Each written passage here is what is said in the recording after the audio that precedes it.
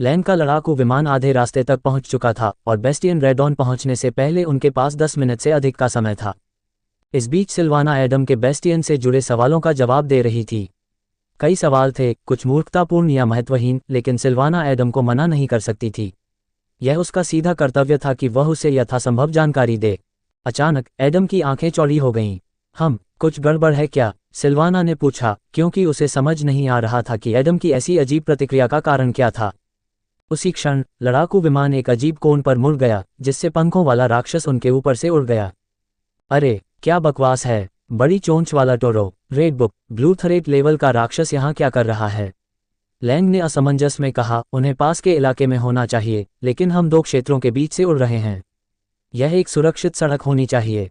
Adam की निगाहें गहरी हो गईं और वह राक्षस को गौर से देखने लगा, तथा शीघ्र ही दूसरा हमला करने के लिए धीरे धीरे पीछे मुड़ा। बिग बिल टोरो का शरीर सैकड़ों पीले पंखों से ढका हुआ था, जिनके सिरे काले थे और इसका आकार प्रभावशाली था। पंखों के फैलाव को ध्यान में रखते हुए बिग बिल टोरो एक मंजिला घर के आकार का था। हालांकि पंखों के बिना बिग बिल टोरो बहुत छोटा था, लेकिन फिर भी प्रभावशाली था। भले ही वे लड़ाकू विमान में थे जिनके इंजन पूरी ताकत से चल रहे थे, फिर भी बिग बिल टोरो के लिए उन्हें पकड़ना कोई समस्या नहीं थी। वास्तव में ऐसा लग रहा था कि बिग बिल टोरो और भी तेज गति से आगे बढ़ सकता है, लेकिन इसकी कोई ज़रूरत नहीं थी। एडम, हम क्या करें? क्या मुझे अलग होने की कोशिश करनी चाहिए या फिर तुम राक्षस से लड़ने जा रहे हो? लैंग ने जल्दी से पूछा, तुम्हें जल्दी से कोई निर्णय लेना होगा। जरूर, मैं पहले ही यह कर चुका हूं। एडम ने सिर हिलाया, जो भी जरूरी हो करो ताकि मैं इससे लड़ सकूं। लैंग ने सिर हिलाया और लड़ाकू विमान की गति को काफी धीमा कर दिया, इतना धीमा कि वे हवा में ही मंडरा रहे थे। फिर मुख्य द्वार खुला और एडम के लिए लड़ने के लिए एक जगह दिखाई दी। अगर लैंग ने ऐसा नहीं किया होता तो ऊंचाई और गति के दबाव ने एडम को बाहर की ओर फेंक दिया होता, जिससे बचने का कोई मौका नहीं बचता। वह या तो लैंडिंग से दुर्घटनाग्रस्त हो जाता या बिग बिल टोरो के हमले से हवाई क्षेत्र इस राक्षस के लिए सबसे अच्छी जगह थी। सिल्वाना ने एडम की तरफ देखा और दोनों हाथों से रेलिंग को कसकर पकड़ते हुए एक तरफ हट गई। एडम के विपरीत उसे इस स्थिति में अपना संतुलन बनाए रखने में कठिनाई हो रही थी और कोई भी झटका उसे बहुत परेशानी में डाल सकता था। रुआ! बड़ी चोंच वाले टोरो ने अपने पंख फड़फड़ाने से पहले उग्र दहाड़ लगाई, जिससे एक शक्तिशाली गति पैदा हुई। एडम ने अपनी आंखें सिकोड़ लीं और युद्ध के लिए तैयार हो गया। हालांकि उसके हाथ में कोई सुई या चांदी के पंजे नहीं दिखाई दिए। ऐसा लग रहा था कि वह कुछ करने की योजना बना रहा था और केवल सिल्वाना ही इसे देख सकती थी।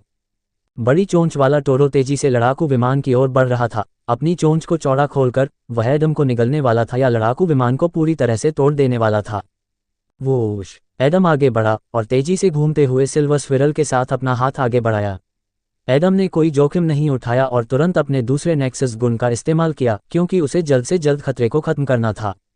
ब्लेड की तरह तीखे दर्जनों रेशे राक्षस की चोंच को चीरते हुए उसके शरीर पर लंबे घाव छोड़ गए, लेकिन ये तो केवल शुरुआत थी, क्योंकि जल्द ही सिल्वर स्विरल राक्षस के गले और मांस तक पहुंच गया।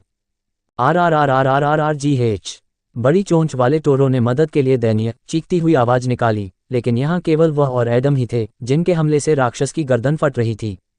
तभी एडम की आंखें चमक उठीं जब उसके दाहिने हाथ में एक सुई दिखाई दी। एडम ने सुई को आगे फेंका और जोड़ने वाले धागे से बिग बिल टोरो का सिर काट दिया। बाम! राक्षस का विशाल शरीर नीचे की ओर तेजी से बढ़ा और सीधे जमीन पर जा गिरा, लेकिन तभी उसकी हड्डियां हमेशा के लिए वहीं रह गईं, कम से कम तब तक जब तक सफाईकर्मी वहां नहीं पहुंच गए।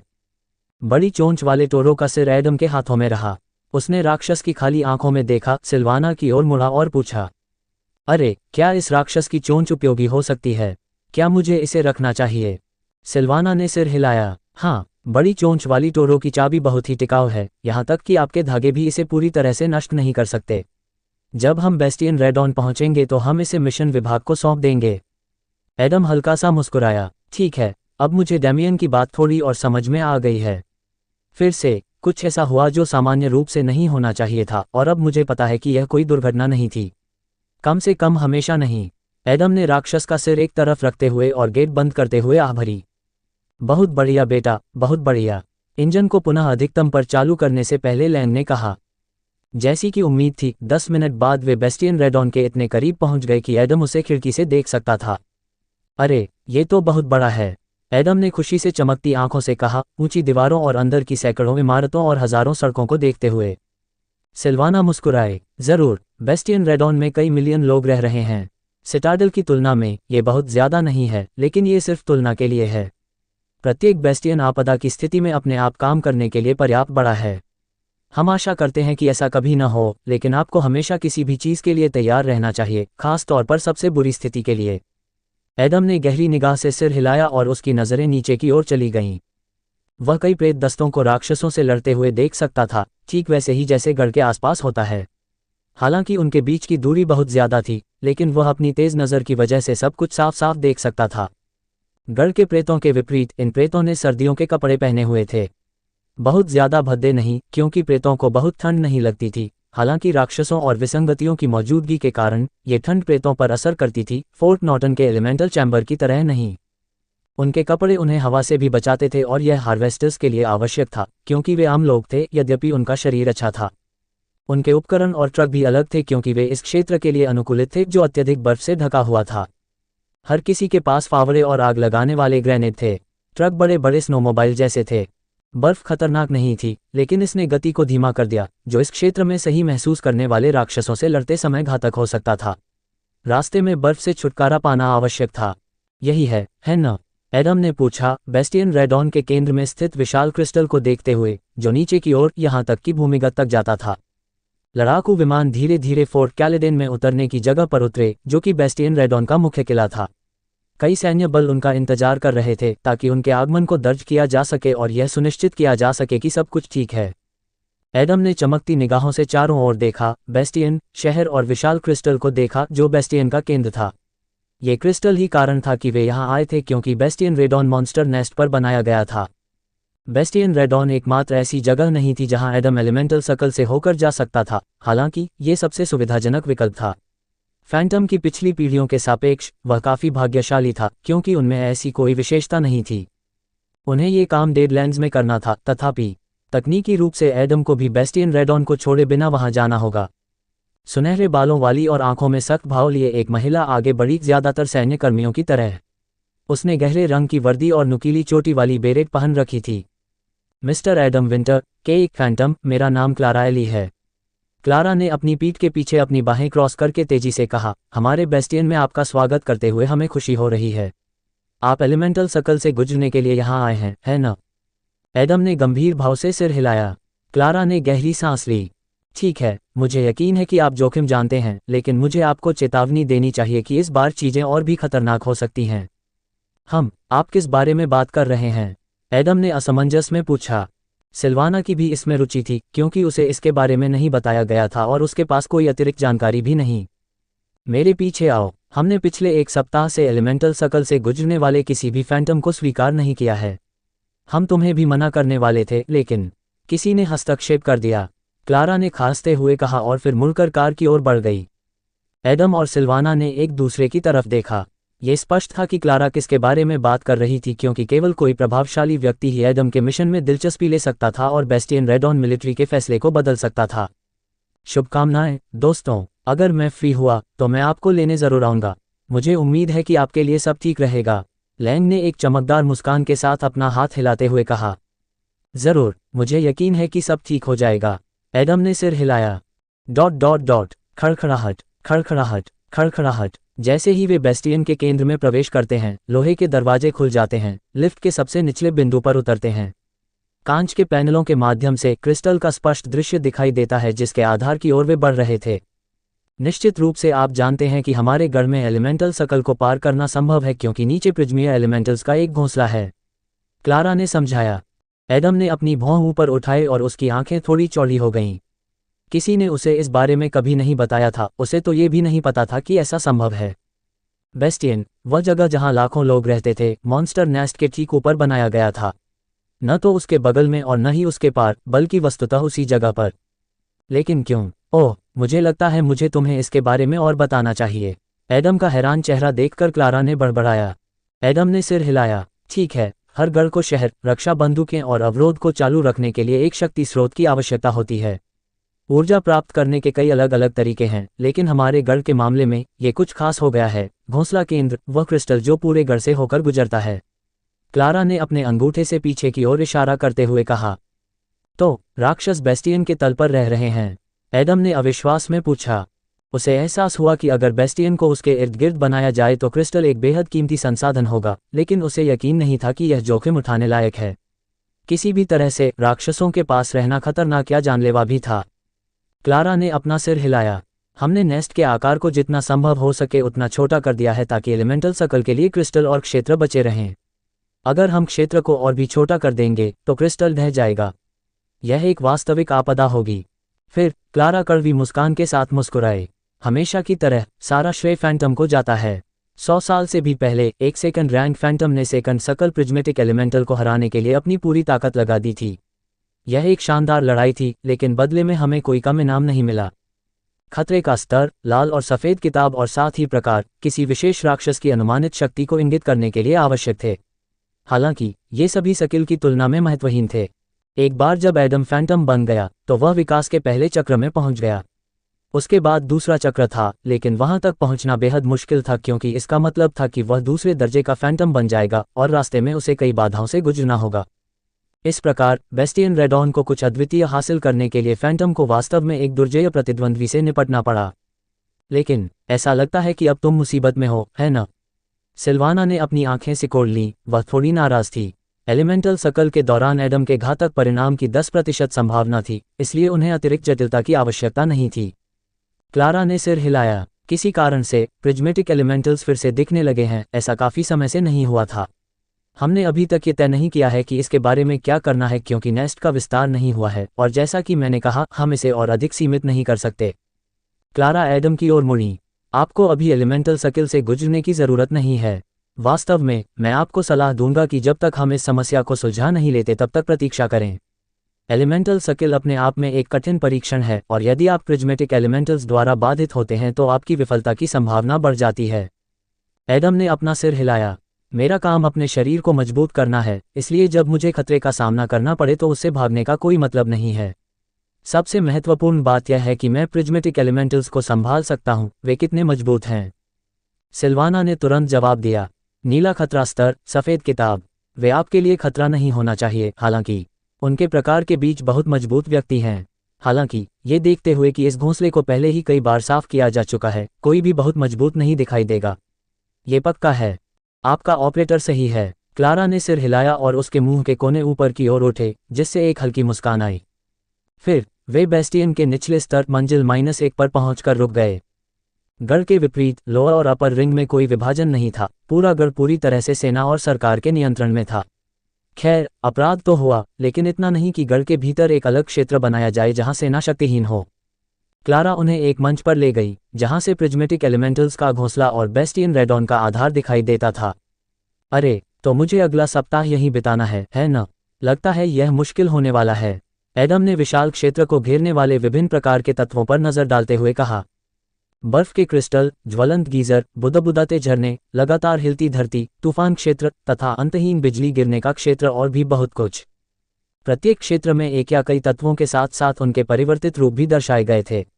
कुल मिलाकर ये फैंटम के शरीर को अधिकांश तत्वों के संपर्क में लाने के लिए एकदम सही जगह थी। एडम पहले एलिमेंटल जोन में जाने और अपना 7 दिवसीय प्रशिक्षण शुरू करने की तैयारी कर रहा था। उसका लक्ष्य एलिमेंटल रूट्स बनाना था। इसके लिए काफी प्रयास और स्थिति पर पूरा नियंत्रण करना होगा। तैयार हो? सिल्वाना ने मॉनिटर के सामने बैठते हुए पूछा। वे एक विशेष कमरे में थे जो ऑपरेटरों के लिए बनाया गया था ताकि वे एलिमेंटल सर्कल से गुजरते समय अपने फैंटम पर नजर रख सकें। वहां एक बिस्तर, खाने से भरा एक फ्रिज और एक शॉवर था। ऑपरेटर को हर समय अपनी जगह पर रखने के लिए सब कुछ। जरूर कभी कभी सिल्वाना को एडम की तरह सोने के लिए विचलित होना पड़ता था, लेकिन उसे सैन्य कर्मियों द्वारा सहायता मिलती थी जो एडम और प्रिज्मेटिक एलिमेंटल्स पर लगातार नजर रखते थे। जरूर, पहले क्या आएगा? आग? एडम ने पूछा। उसे नहीं पता था कि यह वास्तव में मायने रखता है। उसने बस अनुमान लगाया। सिल्वाना ने अपना सिर हिलाया। जितनी भी जानकारी मैं जुटा पाया हूं, उसके अनुसार सबसे अच्छा विकल्प बर्फ क्षेत्र से शुरुआत करना होगा। इस तरह आपकी सफलता की संभावना थोड़ी अधिक होगी। एडम ने कंधे उचका दिए। उसे वैसे भी पूरा चक्कर पूरा करने के लिए सभी क्षेत्रों से गुजरना था, इसलिए उसे इस बात से कोई फर्क नहीं पड़ा कि उसे कहां से शुरू करना है। वैसे जब हम बेस्टियन रेडॉन पहुंचे तो मुझे बैत से एक संदेश मिला। सिल्वाना ने बड़बड़ाते हुए कहा। उसकी निगाहें गहरी हो गईं। कुछ गड़बड़ है क्या? एडम ने भौहें उठाईं। सिल्वाना ने गहरी सांस ली। फिर वह खड़ी हुई, एडम के पास गई और अपना फोन दिखाया। बेथ, उसे अपनी योग्यता का इस्तेमाल न करने दें। अगर कोई समस्या है तो उसे अपनी मुट्ठी पर भरोसा करने दें। ठीक है, ऐसा तभी करें जब आप अपनी सफलता की संभावना बढ़ाना चाहते हैं और अपने कौशल पर भरोसा रखते हैं। एडम ने थोड़ा सा भौहें सिकुड़ी। अपने नंगे हाथों से प्रिज्मेटिक एलिमेंटल से लड़ना। मेरा मतलब है, यह अज्ञात है कि मुझे उनका सामना करना पड़ेगा या नहीं, लेकिन क्या ये ठीक है? क्या वे निश्चित रूप से हमारे सहयोगी हैं? सिल्वाना ने कंधे उचका दिए। मुझे नहीं लगता कि बेथ मजाक करेगी। आखिरकार वह किसी से भी बेहतर जानती है कि एलिमेंटल सकल कोई मजाक नहीं है। वैसे भी यह आपको तय करना है। मैं हमेशा की तरह आप पर नज़र रखूंगी और जितना हो सके उतनी मदद करूंगी। एडम मुस्कुराया और उसकी आंखों में ज्वाला जल उठी। ठीक है, तो फिर समय बर्बाद न करें। Dot dot dot. Crackle crackle crackle. Adam के पैरों के नीचे बर्फ चटकने लगी जब वह ऊंचे क्रिस्टल की ओर बढ़ा। उनसे घनी ठंडी भाप निकल रही थी जो तापमान को सीमा तक कम करने की कोशिश कर रही थी। यदि कोई साधारण मनुष्य यहाँ होता तो वह बर्फ की मूर्ति में बदलकर ठंड से मरने से पहले केवल कुछ मिनट ही जीवित रहता। हालांकि एडम यहाँ इस ठंड से अभ्यस्त होने के लिए आया था, क्योंकि उसने काली पैंट के अलावा लगभग कुछ भी नहीं पहना था। उसका धड़ और पैर नंगे थे, उसके शरीर के अलावा कुछ भी उसे बचा नहीं रहा था। ठीक है, मुझे लगता है कि गर्म रहने की कोशिश करना बेकार होगा, इसलिए बेहतर है कि जो अपरिहार्य है उसे तुरंत स्वीकार कर लिया जाए और अनुकूल होने की कोशिश की जाए, है ना? एडम ने इधर उधर देखा, बर्फ के क्रिस्टल के पास गया और एक के बगल में बैठ गया। फिर उसने अपनी आंखें बंद कर लीं और ठंड के बारे में न सोचने की कोशिश की। उसे पता था कि उसका शरीर इसे झेल सकता है। यह उजाड़ जंगल जितना बुरा नहीं था, लेकिन वह यहाँ बिना आग जलाने या गर्म कपड़ों के 24 घंटे बिताने वाला था। कुछ घंटों के बाद भी एडम ठंड से कांप रहा था। पहले घंटे में तो उसे कम तापमान सहना आसान लगा, लेकिन फिर उसकी हालत और खराब हो गई। वह ठंड को पूरी तरह से झेल नहीं पाया। धीरे धीरे बर्फ की एक पतली परत उसके कंधों पर जम गई। उसी समय एक गर्म कप कॉफी की भाप सिल्वाना के एकाग्र चेहरे के सामने से गुजर रही थी। ठीक है, मुझे लगता है कि मुझे खुद पर शर्म आनी चाहिए कि मैं अभी गर्मी में हूं जबकि एडम ठंड से कांप रहा है, लेकिन हर काम के अपने फायदे होते हैं, है ना? सिल्वाना ने एडम को गौर से देखते हुए कहा। कभी कभी सिर्फ देखना भी एक चुनौती थी, क्योंकि 9 घंटे बीत जाने के बाद भी सिल्वाना हिली नहीं थी। वह लगातार मॉनिटर पर क्या हो रहा है इस पर नजर रखती रही और एडम को ध्यान से देखती रही। हालांकि कुछ भी नहीं हो रहा था, बिल्कुल भी नहीं। फिर 16 घंटे बाद सिल्वाना की आंखें बंद हो गईं। अगर वह चाहती तो और भी देर तक जाग सकती थी, लेकिन वह एडम को खतरे में नहीं डालना चाहती थी, इसलिए उसे हमेशा ऊर्जा से भरपूर रहना था। ये सब उनके साझा लक्ष्य को प्राप्त करने के लिए था। ठंड, मुझे बहुत ठंड लग रही है। एडम ने मन ही मन फुसफुसाया, मानो एक और शब्द पर ऊर्जा बर्बाद करने से डर रहा हो। वह पिछले 23 घंटों से ठंड से निपटने की कोशिश कर रहा था, लेकिन अभी तक उसे कोई नतीजा नहीं मिल पाया था। इसके विपरीत उसका लगभग पूरा शरीर पहले से ही बर्फ की परत से ढका हुआ था, और यदि थोड़ा और अधिक होता तो उसे वास्तविक क्षति होती। एक सामान्य व्यक्ति की तुलना में फैंटम के लिए जलना या शीतदंश होना अधिक कठिन था, लेकिन यदि ऐसा हो जाता तो बहुत सारी समस्याएं होती थीं। क्या मैं कुछ गलत कर रहा हूं? एडम ने सोचा, अपने शरीर से ध्यान हटाने की कोशिश करते हुए, जो कभी कभी कांप उठता था। ठीक है, मेरा लक्ष्य एलिमेंटल रूट्स बनाना है। सिल्वाना ने मुझे समझाया कि यह क्या है, लेकिन क्या वह पूरी तरह से जान सकती है? उसने मुझे सिर्फ जानकारी दी है, क्योंकि उसके पास इवोल्यूशन ट्री नहीं है। मुझे इसे खुद महसूस करना होगा। एडम ने गहरी सांस लेने से पहले सोचा और अनजाने में अपनी सांस रोक ली। उन्होंने लगभग 10 मिनट तक सांस नहीं ली, तथा वातावरण और कम तापमान के कारण उनका हृदय धीमी गति से धड़कने लगा। धीरे धीरे उसका दिल धीरे धीरे धड़कने लगा, साथ ही उसके शरीर की सारी प्रक्रियाएं भी धीमी होती चली गईं। बस उसके विचारों की गति वही थी, क्योंकि वे कहीं दूर थे। फिर एडम ने अपनी आंखें खोलीं, लेकिन उसने जो देखा वह बर्फ के क्रिस्टल नहीं थे, बल्कि तारों वाला आकाश और उसका विकास वृक्ष था। उनकी दृष्टि स्वाभाविक रूप से नीचे की ओर गई, उन विशाल जड़ों की ओर जो उनकी शक्ति की नींव का आरंभ थीं। ओह, मुझे लगता है कि अंततः मुझे ये समझ में आने लगा है कि मुझे क्या करना चाहिए था। एडम ने बुदबुदाया और उसके चेहरे पर हल्की मुस्कान आ गई। उसने तारों के शून्य से उगते हुए छोटे से अंकुर को देखा। ये छोटा सा था, जिसमें एक नीला पत्ता था जो ठंड से ढका हुआ था, लेकिन ये लाखों तारों तक तीव्र ठंड, एक वास्तविक बर्फ फैलाने के लिए पर्याप्त था। आपको अपना पहला एलिमेंटल स्प्राउट प्राप्त हो गया है। एलिमेंटल रूट बनाने के लिए किसी भी एलिमेंटल स्प्राउट के साथ प्राप्त करें।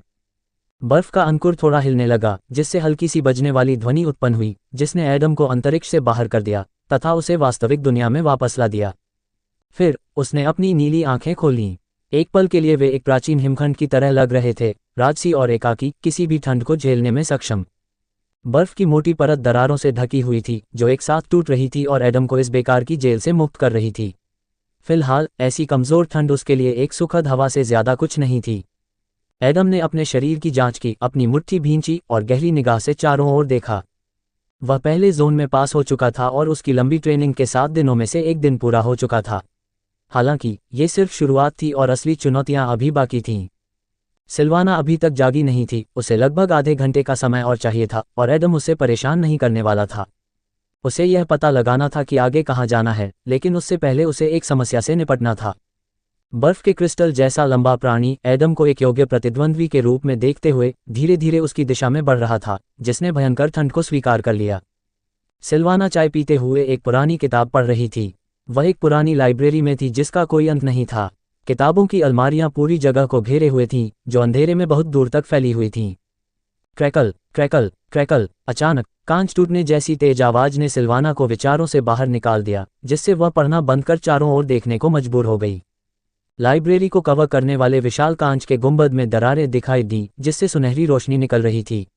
वे तेजी से फैलती गईं जब तक कि गुंबद टूट नहीं गया और हवा की एक ठंडी धार सिल्वाना पर बरसने लगी। सिल्वाना ने नींद भरी आंखों से अपनी आंखें खोलीं, बहुत पहले ठंडी हो चुकी कॉफी को देखा और अपनी नज़र मॉनिटर पर टिका दी। वह चटकने की आवाज़ कहीं नहीं जा रही थी, बल्कि जैसे जैसे वह नींद से जागती जा रही थी, वह आवाज़ और भी साफ होती जा रही थी। फिर उसे आखिरकार एहसास हुआ कि इसका कारण क्या था और उसकी आंखें चौड़ी हो गईं और उसके मन में शर्म भर गई। बम बम बम। एडम ने अपनी मुट्ठियों को खून में भिगो दिया और उन्हें प्रिज्मेटिक एलिमेंटल पर गिरा दिया। राक्षस ने अपने सिर को बचाने के लिए अपने लंबे तीखे हाथों का इस्तेमाल किया, लेकिन फिर एडम ने अपना निशाना राक्षस की छाती पर लगा दिया। हालांकि प्रिज्मेटिक एलिमेंटल के शरीर पर मौजूद क्रिस्टल खुरदरे और कठोर थे, जो एडम की उंगलियों की त्वचा को खरोंच रहे थे, लेकिन वहां शायद ही कोई खून था। अधिक सटीक रूप से यह इतना ठंडा था कि रक्त सक्रिय रूप से प्रवाहित नहीं हो सकता था। यह ध्यान देने योग्य बात थी कि एडम ने बैथ की सलाह का पालन किया था और नेक्सस की तरह अपनी क्षमताओं का उपयोग नहीं किया था। दस्ताने उसकी बेल्ट पर लटके हुए थे एक गंभीर स्थिति के लिए। अरे मैं कितनी बेवकूफ़ हूँ, मैं पहले क्यों नहीं जागी, सिल्वाना ने अंदर ही अंदर घबराहट में अपनी उंगली काटते हुए कहा। आइस प्रिज्मेटिक एलिमेंटल एक blue threat level white book राक्षस था। आमतौर पर एडम एक सुई के एक ही झटके से ऐसे प्रतिद्वंद्वी से निपट लेता। हालांकि जब उसका एकमात्र हथियार उसकी मुट्ठियां थीं, तो प्रक्रिया और भी कठिन हो गई। अपना बचाव करना बंद करो। मुझे यकीन है कि इस समय यह मुझे तुमसे कहीं ज्यादा तकलीफ दे रहा है, हालांकि ठंड से आराम मिलता है, एडम ने अपनी मुट्ठियों को देखते हुए बुदबुदाया। लड़ाई की शुरुआत में ही एडम ने एक अजीब बात नोटिस की, दर्द की अनुभूति बदल गई थी। उसे नहीं पता था कि यह ठंड की वजह से था या एलिमेंटल स्प्राउट की वजह से, लेकिन यह मौजूद था। दर्द अब पहले जैसा नहीं था, लेकिन यह ज्यादा स्पष्ट हो गया था। इसने एडम को तेजी से प्रतिक्रिया करने और दर्दनाक संवेदनाओं से विचलित न होने में मदद की। होश। प्रिज्मेटिक एलिमेंटल ने मानो एडम की शिकायत सुन ली हो, उसने अपनी बाहें फैलाईं और उन्हें आगे की ओर बढ़ाया। उसकी तीखी उंगलियां एडम की आंखों पर निशाना साध रही थीं, उन्हें भेद कर उसका जीवन समाप्त करने वाली थीं। एडम की पुतलियों में बिजली के झटके दौड़ गए जब उसने राक्षस के हाथों की कलाइयों को पकड़ लिया और अपने दांतों को भींच लिया। फिर उसने अपना माथा पूरी ताकत से राक्षस के सिर पर मारा, जिससे उसका सिर भी उसी तरह टूट गया जैसे नीचे की बर्फ टूट गई थी। बम बम बम। एडम ने आगे कहा। उसे भी दर्द हो रहा था, लेकिन प्रिज्मेटिक एलिमेंटल उससे भी ज्यादा बुरा था। उसका सिर सचमुच कांच की तरह टूट गया, जिससे कैद ठंडी भाप निकल रही थी। अरे मैंने पहले कभी राक्षसों से इस तरह से नहीं लड़ा, एडम ने रिवॉल्व को बुलाने से पहले बुदबुदाया। Ice prismatic elemental gene X1 blue threat level प्राप्त हुआ। गुड मॉर्निंग, सिल्वाना ने दोषी स्वर में धीरे से कहा। वह सो सकती थी, लेकिन ऐसे महत्वपूर्ण मौकों पर उसे ऐसा नहीं करना चाहिए था। ओह, बिल्कुल सही समय पर, एडम ने बर्फ के क्रिस्टलों को देखते हुए मुस्कुराया, जिनकी अब उसे जरूरत नहीं थी। अब आगे क्या करना है? आग जलाना, यह अच्छा रहेगा। हालांकि मुझे ठंड की आदत है, लेकिन मैं यह नहीं कह सकता कि यह सुखद अनुभूति है। नहीं वाटर, मैंने तुम्हें निर्देशांक भेजे हैं, सिल्वाना ने अपनी आवाज में स्पष्ट अपराध बोध के साथ कहा। एडम पहले से ही सिल्वाना को अच्छी तरह से जानता था और फैंटम और ऑपरेटर के बीच के रिश्ते से यह समझ सकता था कि सिल्वाना उससे क्या चाहती थी। ठीक है, मैं समझ गया। तुमने गलती की है, जैसा कि तुम सोचते हो, और तुम सजा चाहते हो। उस स्थिति में अगले 6 दिनों तक तुम मेरे लिए खाना बनाओगे, कोई कैफे या रेस्तरां नहीं जाओगे, एडम ने सख्ती से कहा। जरूर, मैं अपना सर्वश्रेष्ठ प्रयास करूंगी, सिल्वाना ने जोरदार तरीके से जवाब दिया ताकि वह अपना खोया हुआ विश्वास वापस पा सके। एडम ने निर्देशांकों पर नजर डाली और ईयरबड बंद कर दिया। फिर कुछ सेकंड के बाद सिल्वाना की आंखें चौड़ी हो गईं क्योंकि उसे एहसास हुआ कि अगले 6 दिनों तक एडम एलिमेंटल सर्कल से गुजरेगा। हाँ, उसने मुझे धोखा दिया। ईमानदारी से कहूँ तो मुझे इसकी उम्मीद नहीं थी। खैर, मैं बाद में ऐसा करूँगा। अभी मुझे काम पर वापस जाना है। 24 घंटे बाद एडम पानी से बाहर आया, एक शांत लंबी सांस लेते हुए, जैसे उसकी नीली आंखें समुद्र के तल की तरह गहरी, विशाल और शक्तिशाली हो गईं। आपको अपना दूसरा एलिमेंटल स्प्राउट प्राप्त हो गया है। अब उनके विकास वृक्ष की जड़ों में 2 अंकुर थे, एक नीला और एक नीला, एकल पत्तियों के साथ। वे संरचना में एक दूसरे से भिन्न थे क्योंकि वे विभिन्न तत्वों का प्रतिनिधित्व करते थे। 5 और है न? खैर, यह उतना आसान नहीं है जितना मैंने सोचा था, लेकिन मैं इसे संभाल लूंगा, एडम ने कहा, ये याद करते हुए कि उसने पिछले 24 घंटे कैसे बिताए थे। वह कई बार झरने के नीचे झील में डुबकी लगाता था और अपनी सांस को यथासंभव लंबे समय तक रोकने की कोशिश करता था। हालांकि उसे अंत में ही एहसास हुआ कि यह उसका लक्ष्य नहीं था, क्योंकि पानी उसका दुश्मन नहीं था। पानी ने उसे डूबने की कोशिश नहीं की, हालांकि उसने सक्रिय प्रयास किए। मछलियों के लिए पानी घर था और मनुष्यों के लिए, जब नैतिकता की बात आती थी, तो ये सांत्वना का स्रोत था। झरने के नीचे कुछ मिनट ध्यान करते हुए अपने विचारों में पूरी तरह डूबे रहना वाटर स्प्राउट को प्रकट करने के लिए पर्याप्त था, जो संभवतः सबसे आसानी से सुलभ था। कितना अजीब है, मुझे सांस लेना बहुत आसान लगा। ऐसा नहीं है कि पहले ऐसा करना मुश्किल था, लेकिन अब ऐसा लगता है। एडम ने फिर से बड़बड़ाया, एक नई, अजीब लेकिन सुखद अनुभूति का अनुभव करते हुए। एडम, तुम बहुत बढ़िया काम कर रहे हो। इस गति से तुम एलिमेंटल सर्किल को सफलतापूर्वक पूरा कर लोगे। अगला काम हवा का है। एडम की आंखें चौड़ी हो गईं। न जाने क्यों उसे याद आया कि डैमियन ने कैसे उजाड़ जंगल में लड़ाई लड़ी थी। ऐसा लगता है कि यह पानी और बर्फ जितना आसान नहीं होगा। ये दोनों तत्व शांत हैं, आपको शांत करने की कोशिश कर रहे हैं, लेकिन हवा निश्चित रूप से ऐसा नहीं कर रही है ना? एडम ने अपने चेहरे पर हल्की मुस्कान के साथ पूछा। सिल्वाना ने सिर हिलाया। सही है, यही बात है। मुझे लगता है कि आप पहले ही समझ चुके हैं कि अंत में कौन से तत्व होंगे। हालांकि मैं आपको आश्चर्यचकित कर सकता हूं। एडम ने कंधे उचकाए। महत्वपूर्ण बात यह है कि मैं उन सभी से पार पा जाऊं। मुझे 5 और चाहिए, ये संभव है। एडम ने दूर से शक्तिशाली तूफानों वाले क्षेत्र को देखते हुए कहा। चट्टानी इलाके के बीच कुछ लंबे लंबे आकृतियां चल रही थीं जिनके लिए ये स्थान घर था। एडम मुस्कुराया और आगे बढ़ गया। अपने शरीर को कुछ हद तक सख्त करने के बाद वह हवा के बहाव का सामना करने के लिए तैयार था। कांपना, कांपना, कांपना। जैसे ही एडम झील से दूर गया, कई प्रिज्मेटिक एलिमेंटल्स पानी से बाहर निकल आए। वे उसका पीछा करके हमला करने ही वाले थे, लेकिन किसी चीज ने उन्हें रोक दिया। एडम की चाल ने। जल प्रिज्मीय तत्व सभी में सबसे कम युद्धप्रिय थे, इसलिए एडम की स्पष्ट शक्ति और शत्रुता की कमी जल तत्वों के लिए अपनी योजनाओं को त्यागने के लिए पर्याप्त थी। उन्होंने एक दूसरे की ओर देखा, थोड़ा सिर हिलाया और पानी की सतह में गायब हो गए। हाँ, कुछ घंटों के बाद ही मैंने तुम्हें नोटिस करना शुरू कर दिया है। अगर तुम आक्रामक होते तो मुझे परेशानी होती, हालांकि मुझे संदेह है कि वे एक जैसे होंगे। एडम ने मन ही मन हंसते हुए कहा और उसने विंड प्रिज्मेटिक एलिमेंटल्स को गौर से देखा। उनके बीच काफी दूरी थी, लेकिन उन्होंने पहले ही उसे देख लिया था और वे घुसपैठिए के उनके घर पर आक्रमण करने की प्रतीक्षा कर रहे थे। एडम की छाती पर तेज हवा चल रही थी, जो उसे इस जमीन को छोड़ने के लिए मजबूर कर रही थी। हालांकि एडम रुकने वाला नहीं था, क्योंकि यही उसकी अगली मंजिल थी। पवन प्रिज्मीय तत्वों ने एडम को देखा, लेकिन कोई भी उस पर हमला नहीं कर सका। इसके अलावा एक भी प्रिज्मीय तत्व हिलता तक नहीं था। वास्तव में आदम का परीक्षण पहले ही शुरू हो चुका था, क्योंकि उसका प्रत्येक कदम पिछले कदम से अधिक प्रयास वाला था। पहले तो एडम आराम से चल रहा था, अपने हाथों को जेबों में डाले हुए, अपनी छाती को आगे की ओर धकेलते हुए, प्रिज्मेटिक एलिमेंटल के साथ युद्ध की प्रतीक्षा कर रहा था। हालांकि उसका प्रतिद्वंद्वी राक्षस नहीं बल्कि हवा थी, जिसने जल्द ही उसे अपने हाथों से खुद को ढकने के लिए मजबूर कर दिया। अरे, मैं अभी अभी इस क्षेत्र में आया हूं, लेकिन मुझे पहले से ही बहुत दबाव महसूस हो रहा है। लेकिन एलिमेंटल स्प्राउट पाने के लिए मुझे यहाँ क्या करना होगा? एडम ने बड़ी भौहें सिकोड़ते हुए सोचा, क्योंकि धूल के कण और छोटे छोटे पत्थर लगातार हवा के साथ उस पर उड़ रहे थे। एडम को पहले ही पता चल गया था कि एलिमेंटल स्प्राउट तभी सामने आता है जब वह एलिमेंटल ट्रायल पास कर लेता है। कोई सख्त नियम नहीं थे, आखिरकार यह कोई परीक्षा नहीं थी। उसे अपने अंतर्ज्ञान पर ध्यान केंद्रित करना था, अपने लक्ष्य के लिए छिपे हुए रास्तों की तलाश करनी थी। होश! जब एडम लगभग 100 मीटर चला था, तो पवन प्रिज्मीय तत्व उसकी ओर कूद पड़ा। उसके शरीर में कई पत्थर के छल्ले थे जो अराजक हवा के प्रवाह को रोकते थे, जो मानव शरीर के समान आकार का था। युद्ध की तैयारी करते समय एडम की पुतलियां सिकुड़ गईं। हालांकि किसी कारण से प्रिज्मेटिक एलिमेंटल ने उस पर हमला नहीं किया। इसके बजाय राक्षस ने अपना सिर झुकाया, एडम की जांच की और 300 मीटर दूर एक चट्टान की ओर इशारा किया। फिर प्रिज्मेटिक एलिमेंटल ने कुछ अजीब कदम उठाए, जैसे कि वह हवा में एक पत्ते की तरह झूल रहा हो और चट्टान की चोटी पर जा पहुंचा। कमीने, मेरे साथ खेलने का फैसला किया। ठीक है, मैं तुम्हें पकड़ लूंगा और तुम्हें हार माननी पड़ेगी। एडम ने अपने दांत भींचे और आगे बढ़ा। राक्षसों के प्रति उसे कोई गुस्सा या सामान्य ठंडापन महसूस नहीं हुआ। प्रिज्मेटिक एलिमेंटल ने उसके भीतर एक प्रतिस्पर्धी भावना को प्रज्वलित किया, क्योंकि अब यह उन दोनों के बीच एक प्रतियोगिता थी। यदि एडम प्रिज्मेटिक एलिमेंटल को उसके ही क्षेत्र में पराजित कर सके तो निश्चित रूप से परीक्षण में कोई समस्या नहीं होगी। लेकिन जल्द ही एडम की लौ पहले की तरह तेज नहीं जल रही थी, क्योंकि 200 मीटर तक पहुंचने के बाद एडम के सामने एक समस्या आ गई, वह अब एक भी कदम नहीं उठा सकता था। क्या बकवास है, एडम कांप उठा, उसकी पीठ पर ठंडक दौड़ गई, यह एहसास होते ही कि वह कितना असहाय था। एडम के मन में इस स्थिति के कारण एक असमंजस की स्थिति पैदा हो गई। उसने ब्रास पपेट, स्टील नाइट और मिर्ना जैसे दुश्मनों को हराया था, जो सभी योग्य प्रतिद्वंद्वी थे।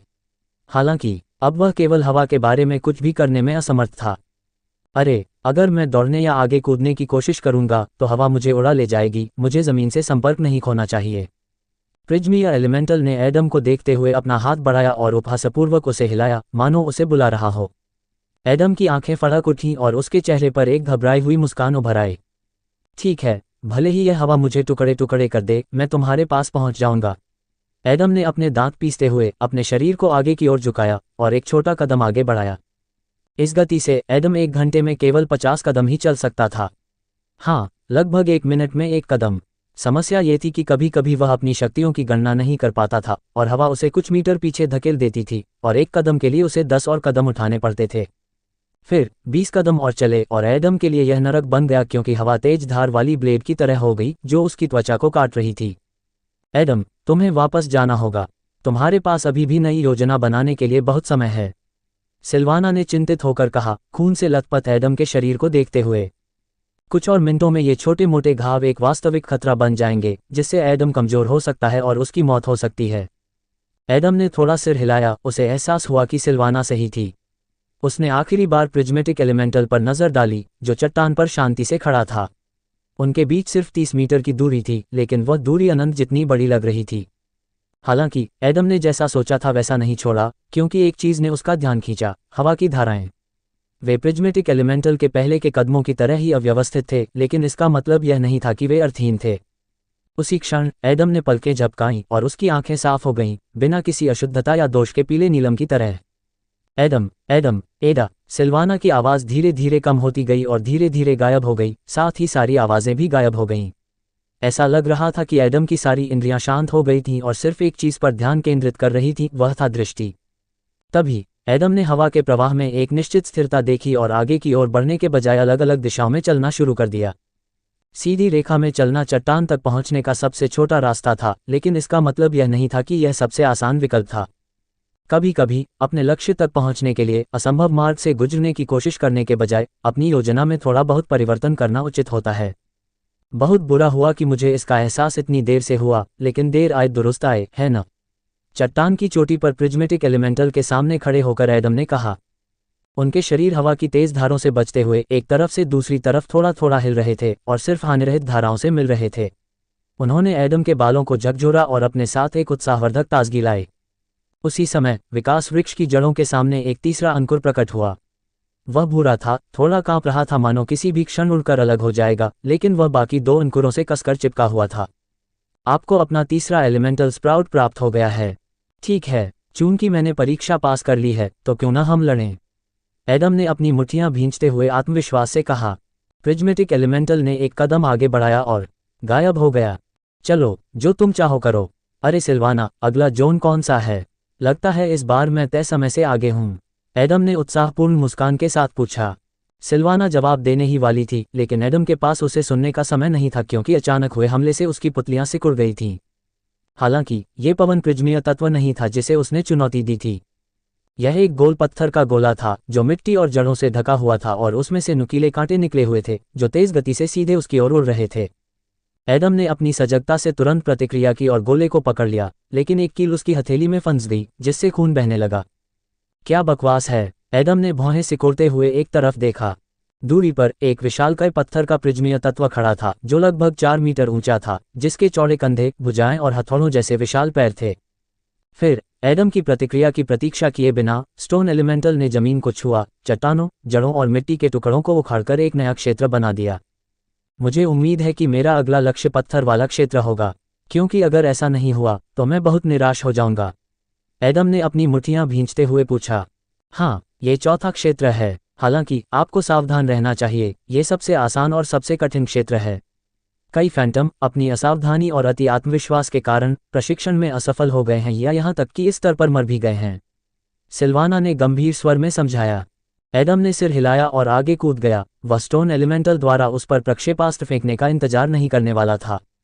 एडम आगे कूद गया, अपने ऊपर उड़ रहे पत्थर के गोले को चकमा देते हुए, और खुद को प्रिज्मेटिक एलिमेंटल के ठीक सामने पाया। वह पहले ही दूसरे क्षेत्र में प्रवेश कर चुका था जहां उसे अगली चुनौती का सामना करना था, लेकिन उसका सारा ध्यान केवल प्रिज्मेटिक एलिमेंटल पर केंद्रित था। बाम! एडम ने अपनी पूरी ताकत से हमला किया, अपनी बढ़ी हुई इंद्रियों का इस्तेमाल किया। वह ज्यादा शांत तरीके से काम करता था, ज्यादा चौकन्ना रहता था और साथ ही स्पष्ट तरीके से काम भी करता था। थोड़ा बहुत, लेकिन इससे उसके हर काम की प्रभावशीलता बढ़ गई, जिसमें उसके हमले भी शामिल थे। कभी कभी कुछ छोटे कदम किसी विस्फोट की प्रगति के बराबर या उसकी जगह भी ले सकते हैं। मुख्य बात यह थी कि सामान्य मार्ग से भटके बिना उन छोटे कदमों को उठाने का तरीका खोजा जाए। एडम की मुट्ठी के प्रिज्मेटिक एलिमेंटल से टकराने से राक्षस की छाती पर पत्थर की पटिया पर हल्की कंपन हुई। एडम की उंगलियों से खून बहने लगा, लेकिन प्रिज्मेटिक एलिमेंटल घायल नहीं हुआ। हाँ, मजबूत कवच होना चाहिए, है न? खैर, मैं इससे आसानी से निपट सकता हूँ, एडम ने जोरदार ढंग से कहा और अपनी सामान्य गति में अपना हाथ आगे बढ़ाया। हालांकि आखिरी क्षण में वह रुक गया क्योंकि उसकी आंखें बड़ी हो गई थीं। स्टोन एलिमेंटल की विशाल भुजा एडम से टकराए और उसे एक तरफ धकेल दिया। एडम, सिल्वाना ने घबराकर कहा। उसे समझ नहीं आया कि एडम क्यों रुक गया और राक्षस के हमले पर कोई प्रतिक्रिया क्यों नहीं की। स्टोन एलिमेंटल शक्तिशाली था लेकिन धीमा था। एडम के पास चकमा देने के लिए पर्याप्त समय था। बाम! एडम चट्टान से टकराया, धीरे धीरे धूल के बादल के साथ ऊपर उठा। उसने अपना सिर थोड़ा सा झुकाकर पकड़ा, जबकि उसके माथे से खून की धार बह रही थी। ऐसे मत चिल्लाओ, इससे मेरे सिर में और भी ज्यादा दर्द होगा। एडम ने अपने हाथ की ओर देखते हुए गहरी सांस ली। मैं सुई को बुलाना चाहता था। मैं इस तथ्य से बहुत अभ्यस्त हो चुका हूं कि अगर दुश्मन का कवच मजबूत है तो सुई आसानी से उससे निपट सकती है। हालांकि जब तक मैं ऐसा कर सकता हूं, मैं बैत की सलाह का पालन करने की योजना बना रहा हूं। मुझे लगता है कि मैं धीरे धीरे इस तरह से खुद के लिए इसे कठिन बनाने की बात को समझने लगा हूं, एडम ने कहा जब वह लड़ने की मुद्रा में आ गया, अपनी मुट्ठियां भींचे हुए। केवल अपने शरीर की ताकत का उपयोग करके लड़ना एडम के लिए एक नई बात थी, लेकिन अपनी सीमाओं को समझना बेहतर था। आखिरकार न तो सुइयों, न ही दस्ताने और न ही चांदी के पंजे ने उसकी काया या प्रतिक्रिया की गति को बढ़ाया। यह एक ऐसा हथियार था जिसकी प्रभावशीलता मालिक के शुरुआती प्रदर्शन पर निर्भर करती थी। स्टोन एलिमेंटल आगे बढ़े, फिर उनके अखाड़े के चारों ओर स्टोन एलिमेंटल जितने बड़े कई दर्जन छायाएं उभर आईं। एडम ने घुटन महसूस की। उसे एहसास हुआ कि अपनी क्षमताओं का इस्तेमाल किए बिना वह उन सभी को संभालने में सक्षम नहीं होगा। अरे, क्या मुझे वाकई बैत की सलाह तोड़नी पड़ेगी? इसके अलावा मुझे अभी भी ये पता लगाना है कि स्टोन स्प्राउट को कैसे प्राप्त किया जाए। एडम ने चारों ओर देखते हुए सोचा। जल्द ही उसने देखा कि अन्य स्टोन एलिमेंटल्स हिल नहीं रहे थे। इसके बजाय उन्होंने अपने विशाल पैर उठाए और एक निश्चित लय में जमीन पर गिर पड़े। कांपना, कांपना, कांपना। झटकों के कारण शक्तिशाली कंपन उत्पन्न हुआ, जिससे एडम अपना संतुलन खो बैठा और अखाड़े के पत्थर के स्लैब टूट गए। क्या बकवास है, एडम ने मन ही मन कहा, अपना संतुलन बनाए रखने और गिरने से बचने की कोशिश करते हुए। बाम! जब एडम का ध्यान भंग हो रहा था, तब स्टोन एलिमेंटल उसके पास पहुंच चुका था। उसने अपनी मुट्ठी एडम के पेट में घुसा दी और उसे एक तरफ फेंक दिया। एडम, क्या तुम ठीक हो? सिल्वाना ने पूछा। उसे एहसास हुआ कि राक्षस का वार बहुत शक्तिशाली था। वह एडम की हड्डियों के टूटने की आवाज़ साफ सुन सकती थी। शायद उसकी निचली पसलियां टूट गई थीं। हाँ, क्योंकि मुझे लगता है कि मैं समझ गया हूं कि मुझसे क्या अपेक्षित है। एडम ने अपनी उंगलियां जमीन पर छूते हुए मुस्कराते हुए कहा। उसे एक सिहरन महसूस हुई, ये लगातार थी और स्वाभाविक लग रही थी। एडम को बस अपना संतुलन बनाए रखने के लिए खुद को ढालना था। ठीक है, देखते हैं मुझे कितना समय लगता है, एडम ने युद्ध की तैयारी करते हुए उत्साह से कहा। 5 घंटे बाद एडम ने खून का थक्का थूका और उसकी आंखों के सामने सब कुछ धुंधला हो गया। स्टोन एलिमेंटल बुरी तरह से घायल हो गया था। एडम के सैकड़ों वारों ने राक्षस के कवच को लगभग चकनाचूर कर दिया था, लेकिन इसका मतलब यह नहीं था कि एडम जीत के करीब था। प्रत्येक बीतते घंटे के साथ उसकी हालत खराब होती जा रही थी, क्योंकि लगातार झटकों से वह बच नहीं पा रहा था, जिससे उसे चक्कर आ रहा था और उबकाई आ रही थी। ऐसा लग रहा था कि स्टोन एलिमेंटल्स अपने भाई की मदद नहीं करने वाले थे, उनमें से केवल एक को ही यहाँ से जीवित निकलना था। भाड़ में जाओ, थोड़ा और मैं सीधा खड़ा नहीं हो पाऊंगा, एडम ने मन ही मन बड़बड़ाते हुए कहा, एक तरफ से दूसरी तरफ झूलते हुए। फिर उसकी आंखें चौड़ी हो गईं जब उसे एहसास हुआ कि वह अब और खड़ा नहीं रहना चाहता। हाँ, मैंने विंड एलिमेंटल की तरह लय पकड़ने की कोशिश की, लेकिन वह एक अलग चुनौती है ना? भूमि को समझने के लिए आपको उसके करीब जाना होगा। होश। उसी समय प्रिज्मेटिक एलिमेंटल ने एडम पर नुकीले कांटों वाला एक पत्थर का गोला फेंका। आमतौर पर वह हमले को चकमा देने या पीछे हटाने का विकल्प चुनता, लेकिन इस बार एडम बस जमीन पर गिर गया। वह गोला उसके ऊपर से उड़ गया, लेकिन उसके दिमाग में यह आखिरी बात थी, क्योंकि लंबे समय में पहली बार उसे सिरदर्द नहीं हुआ था। उसे बस एक हल्का कंपन महसूस हुआ जो उसके पूरे शरीर में जा रहा था, जैसे कोई मालिश हो रही हो, न कि एक तेज कंपन जो बिल्कुल असहनीय था। ठीक है, अब आगे क्या होगा? एडम ने कड़वी मुस्कान के साथ कहा। उसे एहसास हुआ कि वह फंस गया है, क्योंकि वह खड़ा नहीं हो सकता था। स्टोन एलिमेंटल उसके पास आ रहा था, अपने प्रतिद्वंद्वी को खत्म करने वाला था। तभी एडम की आंखों में आग चमक उठी और उसके चेहरे पर एक कुटिल मुस्कान उभर आई। ठीक है, अगर मैं अनुकूलन नहीं कर सकता तो मुझे अपने अनुकूल स्थान बदल लेना चाहिए। स्टोन एलिमेंटल ने हमला किया और अपनी विशाल मुट्ठी का प्रयोग किया, जो निश्चित रूप से एडम का सिर उड़ा सकती थी। एडम ने आगे की ओर कलाबाजी की, स्टोन एलिमेंटल के नीचे से गुजरा और राक्षस के पैर पर झपट्टा मारा। उसकी शारीरिक शक्ति इतनी थी कि स्टोन एलिमेंटल अपना संतुलन खो बैठा और धीरे धीरे अपनी चौड़ी पीठ के बल जमीन पर गिर पड़ा। धूल का एक बादल ऊपर की ओर उठा, जिसने दोनों छायाचित्रों को ढक दिया। हाँ, ये वास्तव में काम कर गया। तुम्हारे ऊपर खड़े होने पर मैं व्यावहारिक रूप से किसी भी तरह का कंपन महसूस नहीं कर सकता। ठीक है, उस स्थिति में चलो शुरू करते हैं। एडम ने हमला करने से पहले मुस्कुराते हुए अपनी मुट्ठी को स्टोन एलिमेंटल के सिर पर मारा। एडम ने इस पर ध्यान नहीं दिया, लेकिन कुछ 100 वार के बाद वह एक निश्चित आवृत्ति के साथ धड़कने लगा, जैसे कि मेट्रोनोम। वास्तव में वह स्वाभाविक रूप से स्टोन एलिमेंटल्स के स्टॉम्पिंग का आदी था जब उसने खुद भी कुछ ऐसा ही करना शुरू किया। हाँ, जमीन पर पैर पटकना और राक्षस के सिर पर प्रहार करना एक ही बात नहीं थी, लेकिन कुछ समानता थी, क्योंकि एडम राक्षस के माध्यम से कुछ ऊर्जा जमीन में वापस भेज रहा था। उसी समय उसके आंतरिक अंतरिक्ष में एक त्रिकोणीय पत्थर के पत्ते और एक टेढ़ी मेढ़ी आकृति वाला एक नया चौथा तत्व अंकुरित होना शुरू हो गया। आपको अपना चौथा एलिमेंटल स्प्राउट प्राप्त हो गया है। एडम ने गहरी सांस ली और अपने आसपास मौजूद स्टोन एलिमेंटल्स को देखा। धीरे धीरे उनमें से हर एक ने पैर पटकना बंद कर दिया, क्योंकि उन्हें एहसास हो गया था कि एडम पर अब इसका कोई असर नहीं हो रहा था। फिर राक्षस अपने मृत साथी के लिए दुख प्रकट करने तथा एडम के प्रति सम्मान प्रकट करने के लिए, जो एक निष्पक्ष लड़ाई में विजयी हुआ था, एक घुटने पर बैठ गए तथा फिर मुड़कर चले गए तथा एडम को अकेला छोड़ दिया। बधाई हो, ऐसा लगता है कि आपने एलिमेंटल सर्किल को लगभग पार कर लिया है, मेरी अपेक्षा से कहीं अधिक तेजी से। सिल्वाना ने उसकी प्रशंसा की। लगभग, मेरा मतलब है 7 में से 4, आधे से भी अधिक है, लेकिन अभी भी एक लंबा रास्ता तय करना है। अच्छा, पूर्व की ओर देखो और तुम्हें सब पता चल जाएगा। वह तुम्हारा अगला क्षेत्र है। एडम ने वैसा ही किया जैसा उसने कहा था और उसकी आंखें चौड़ी हो गईं। दूरी पर एक ऐसा क्षेत्र था जहां ज्वलंत धाराओं के साथ साथ भयावह बैंगनी बिजली चमक रही थी और प्रिज्मीय तत्व एक दूसरे से लड़ रहे थे। एक साथ दो, है न? अब मैं समझ गया कि तुम क्या कह रहे थे। अगर मैं आग और बिजली को पार कर गया तो मेरे पास सिर्फ एक जोन बचेगा, एडम ने उत्साहित मुस्कान के साथ कहा। सच कहें तो पिछले 4 परीक्षणों में एडम को शुद्ध मुकाबले की कमी महसूस हुई थी, वह भावना जो उसने स्टील नाइट या ब्रास पपेट के खिलाफ अनुभव की थी। बिजली और आग प्रिज्मीय तत्वों को एक दूसरे पर हमला करते हुए देखकर एडम को एहसास हुआ कि द्वैत क्षेत्र में वह निश्चित रूप से अपनी इच्छा को संतुष्ट करने में सक्षम होगा। हाँ, हालांकि आपको सावधान रहना चाहिए। बिजली और आग वाला क्षेत्र आमतौर पर सबसे आक्रामक होता है। खैर, आप खुद ही इसका कारण देख सकते हैं, सिल्वाना ने समझाया।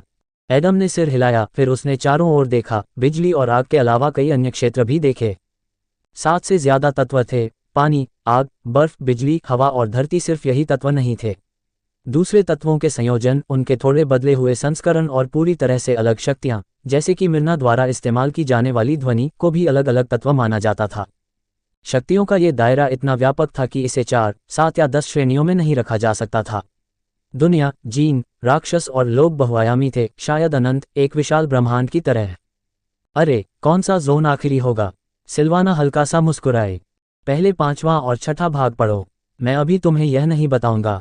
हालांकि तुम निराश नहीं होगे और तुम्हें वह मिलेगा जो तुम चाहते हो। मैं तुमसे ये वादा करता हूँ। चलो जो भी तुम कहो। वैसे भी इस बारे में सोचने का कोई मतलब नहीं है। हमें पहले एक बाधा से निपटना होगा, उसके बाद ही अगली बाधा पर आगे बढ़ना होगा, है ना? एडम ने आत्मविश्वास से आगे बढ़ते हुए कहा। जल्द ही उसने दोहरे क्षेत्र से आती गर्मी को महसूस किया, उसके शरीर में रोंगटे खड़े हो गए और हल्के बिजली के झटकों के कारण उसके बाल ऊपर की ओर उठ गए।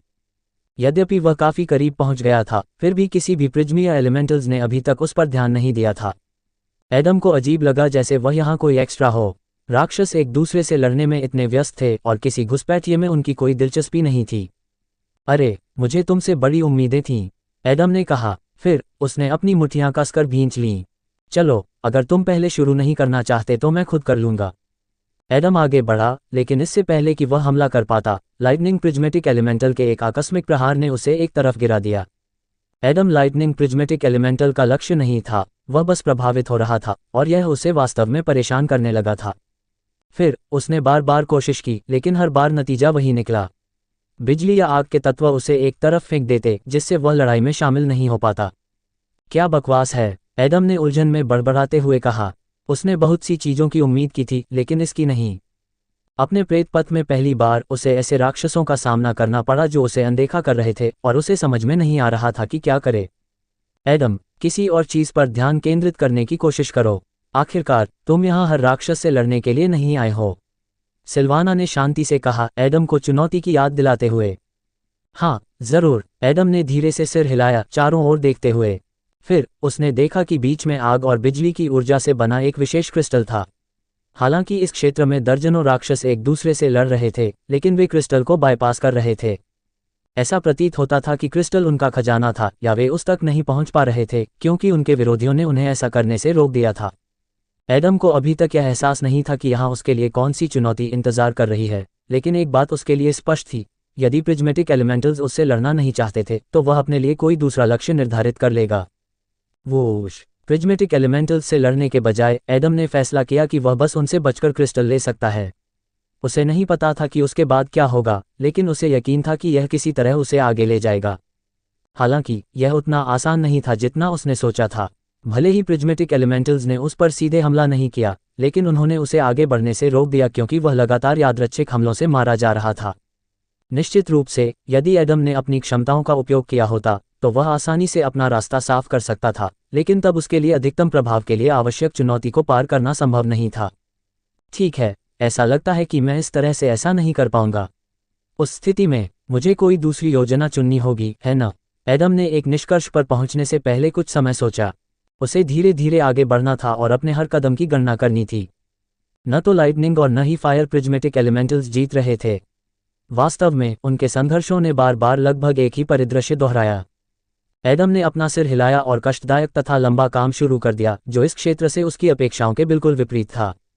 पहले घंटे में वह राक्षसों की केवल पहली पंक्ति को ही पार कर सका। दूसरी पंक्ति को पार करने में उसे पहले ही 3 घंटे लग गए तथा समय की लागत केवल बढ़ती ही गई। अजीब बात है, लेकिन 6 में से सबसे आक्रामक और सक्रिय तत्वों में से 2 की परीक्षा धैर्य की चुनौती बन गई। एडम को एहसास हो गया था कि देर सवेर वह क्रिस्टल तक पहुंचने में सफल हो जाएगा, लेकिन हर बार जब वह असफल होता और उसे फिर से शुरुआत करनी पड़ती तो उसकी चिड़चिड़ाहट और भी प्रबल हो जाती, जैसे उसके अंदर ज्वाला भड़क रही हो। 32 घंटे बाद ही उसे कोई प्रगति मिली। वह सोने में कामयाब हो पाया, अपनी ताकत वापस पा सका और अपनी दिनचर्या जारी रख सका। 8 घंटे से ज्यादा की नींद में किसी ने उस पर हमला करने की कोशिश नहीं की थी। उसे यह बात बहुत पहले ही पता चल गई थी, इसलिए उसने सुरक्षित जगह ढूंढने की भी जहमत नहीं उठाई। कदम कदम कदम कदम, एडम अपनी जेबों में हाथ डाले सभी राक्षसों के बीच से गुजरते हुए क्रिस्टल के पास पहुंचा। बाहर से ऐसा लग रहा था कि वह भविष्य देख सकता है और उनकी हर हरकत जानता है, लेकिन वास्तव में ये सैकड़ों प्रयासों और गलतियों पर काम करने का नतीजा था। कभी कभी केवल अंतहीन प्रयासों से ही सफलता मिल सकती है ना? खैर, भले ही यह काम करता हो, लेकिन भाग्यशाली होना हमेशा अच्छा होता है, एडम ने क्रिस्टल उठाने से पहले झुकते हुए कहा। हालांकि इससे पहले कि वह ऐसा कर पाता, उसके आंतरिक स्थान में परिवर्तन हुआ और 2 नए अंकुर प्रकट हुए, एक बिजली की तरह बैंगनी और एक आग की लपटों की तरह लाल। आपको अपना 5वां एलिमेंटल स्प्राउट प्राप्त हो गया है। आपको अपना 6ठा एलिमेंटल स्प्राउट प्राप्त हो गया है। एडम ने खुशी से मुस्कुराते हुए अपनी मुट्ठी भींच ली और उसके चेहरे पर संतुष्टि भरी मुस्कान थी। सभी परीक्षणों में से यह उसके लिए व्यक्तिगत रूप से सबसे कठिन और सबसे दर्दनाक था, क्योंकि एलिमेंटल हमले कमज़ोर नहीं थे। मैं अपने आप पर गर्व कर सकता हूँ, है न? एडम ने लड़ते हुए प्रिज्मेटिक एलिमेंटल्स की ओर देखते हुए पूछा। उसे एहसास हुआ कि उसके पास उन्हें बीच में रोकने का कोई कारण या इच्छा नहीं थी, क्योंकि वह एक समापन की उम्मीद कर रहा था। हाँ, तुम्हारा काम लगभग पूरा हो चुका है। मैंने तुम्हें आखिरी जोन के निर्देशांक भेज दिए हैं। सावधान रहना, क्योंकि मैं शुरू में तुम्हारे लिए दूसरा जोन चुनना चाहता था, लेकिन बेथ ने मेरी योजनाओं में दखल दिया। मैंने सहमति दे दी क्योंकि मुझे पता था कि तुम भी ऐसा ही करोगे। सिल्वाना ने समझाया, और एडम के एनईपी पर एक संदेश आया। जरूर, मैं पहले ही बहुत कुछ झेल चुका हूं, इसलिए रुकना मेरे लिए संभव नहीं है, एडम ने आत्मविश्वास से कहा और डबल जोन से बाहर निकल गया। जल्द ही वह अंतिम क्षेत्र में पहुंच गया, जो हल्के बैंगनी रंग के कोहरे, काले पत्थरों और जमीन से बाहर निकले लोहे के खंभों से ढका हुआ था। उसने अभी तक एक भी प्रिज्मीय तत्व नहीं देखा था, लेकिन जैसे ही वह इस क्षेत्र के पास पहुंचा, उसने एक शक्तिशाली दबाव महसूस किया। क्या? एडम की आंखें चौड़ी हो गईं और वह सदमे से एक घुटने पर बैठ गया। उसका वजन कई गुना बढ़ गया था क्योंकि वह गुरुत्वाकर्षण क्षेत्र में था। चॉकलेट बार की कुरकुराहट विशाल कमरे में गूंज रही थी, जहां केवल 2 लोग मॉनिटर पर एडम को देख रहे थे। ओह, तो उसके ऑपरेटर ने उसे गुरुत्वाकर्षण क्षेत्र में भेज दिया। अलोकप्रिय विकल्प। मैं तो ये भी कहूंगा कि यह सबसे खतरनाक है। एक आदमी कुर्सी पर एक पैर दूसरे पर रखकर बैठा था और बोला। उसके चेहरे पर एक छाया थी और अंधेरे की आड़ में सिर्फ उसकी तीखी आंखें ही दिखाई दे रही थीं। हालांकि ज्यादातर लोगों की तरह वह भी कुछ स्वादिष्ट और मीठा खाने के खिलाफ नहीं था। हाँ, क्लारा ने सिर हिलाया। हालांकि वह एक उच्च पदस्थ सैन्य अधिकारी थी, फिर भी वह अपनी पीठ सीधी करके खड़ी थी और अपनी बाहें पीछे की ओर पकड़े हुए थी। खैर, यह उसके लिए एक बड़ा कदम होगा। आखिरकार एडम उन कुछ लोगों में से एक है जो संभावित रूप से सेकंड रैंक फैंटम बन सकते हैं। आदमी ने चॉकलेट बार का एक निवाला खाते हुए धीरे से कहा। क्लारा ने गहरी सांस ली। मुझे उम्मीद है कि आप सही हैं। जितने ज्यादा शक्तिशाली और सक्षम फैंटम होंगे, उतना ही बेहतर होगा, खासकर ऐसे अशांत समय में। उस आदमी ने क्लारा पर एक त्वरित नजर डाली और फिर आगे देखने लगा। ... एडम पहले ही 6 विभिन्न तत्वों से गुजर चुका था। वह किसी भी चीज के लिए तैयार था, लेकिन यह नहीं जानता था कि सिल्वाना ने उसके लिए क्या तैयार किया है। यह क्या है? क्या ये गुरुत्वाकर्षण है? एडम ने अविश्वास में अपने हाथ की ओर देखते हुए कहा। एक बार जब वह 7वें क्षेत्र में प्रवेश कर गया, तो उसे प्रत्येक कार्य के लिए पहले की तुलना में अधिक प्रयास करना पड़ा। हाँ, आप जोन के बाहरी हिस्से में ही हैं, इसलिए आप केंद्र के जितना करीब होंगे, प्रभाव उतना ही ज्यादा होगा, सिल्वाना ने समझाया। मैं समझ गया, एडम ने धीरे से जमीन से उठते हुए कहा। अतिरिक्त वजन शायद ऐसी चीज थी जिसकी वह आदत डाल सकता था, कई चीजों की तरह। हालांकि एडम को हमेशा बढ़ा हुआ भारीपन महसूस होता था। इसकी तुलना आदम से की जा सकती है, जिसने बिना अपना रूप बदले अचानक कुछ अतिरिक्त किलो वजन बढ़ा लिया। अगर किसी व्यक्ति का वजन 80 किलोग्राम है, तो वह 160 किलोग्राम की गति से धीरे धीरे भारीपन के साथ आगे बढ़ सकेगा, लेकिन वह ऐसा कर सकता है। लेकिन यदि 80 किलोग्राम वजन वाला व्यक्ति अचानक 6 गुना भारी हो जाए, 480 किलोग्राम, तो वह खड़ा भी नहीं हो सकेगा और उसकी हड्डियां टूट जाएंगी। हालांकि फैंटम सामान्य लोगों की तुलना में बहुत ज्यादा ताकतवर थे। जबकि सामान्य लोगों के लिए अधिकतम वजन उनके मूल वजन का लगभग x3 था, फैंटम के लिए x5 भी कोई गंभीर समस्या नहीं थी, बस उन्हें बेड़ियों की तरह भारी कर देती थी। अगर मैं गलत नहीं हूं तो अब मेरा वजन लगभग 1.5 गुना हो गया है। ये सुखद नहीं है, लेकिन मैं लगभग इसका आदी हो चुका हूं, एडम ने शांति से चारों ओर देखते हुए कहा। पहले तो उन्हें आश्चर्य हुआ क्योंकि सिल्वाना ने अंतिम क्षेत्र का खुलासा नहीं किया था, लेकिन प्रभाव उतना मजबूत नहीं था, कम से कम अभी तक तो नहीं। एडम को अपनी नज़र में आने वाली किसी चीज़ की तलाश थी। उसे यह पता लगाना था कि 7वें अंकुर के लिए गुरुत्वाकर्षण क्षेत्र में क्या करना होगा। तभी दूर से उसे हवा में हल्की सी विकृति और हवा का बहाव किसी चीज़ की ओर बढ़ता हुआ दिखाई दिया। उस जगह पर कई लोहे के खंभे केंद्र तक पहुंचने की कोशिश कर रहे थे, लेकिन जमीन से टकराकर रुक गए। ये निश्चित रूप से आसान नहीं होगा, लेकिन मैं रुक नहीं सकता। इसके अलावा मेरे पास एलिमेंटल सर्कल को खत्म करने के लिए बहुत समय बचा है, एडम ने कहा, और उसने अपनी आंखें बंद कर लीं और खुद को अपनी जगह पर पाया। उसने उन 6 अंकुरों पर नजर डाली जो धीरे धीरे एक दूसरे के चारों ओर बेलों की तरह लिपट रहे थे। वे कुछ बनने की कोशिश कर रहे थे, लेकिन आखिरी विवरण से चूक रहे थे। हालांकि एडम यह नहीं जानना चाहता था कि अंकुर किस स्थिति में हैं। उसके लिए ये जानना जरूरी था कि अंकुरों की हालत क्या है, क्योंकि उनमें से पहला अंकुर अपने जीवन के अंतिम पड़ाव पर पहुंचने वाला था।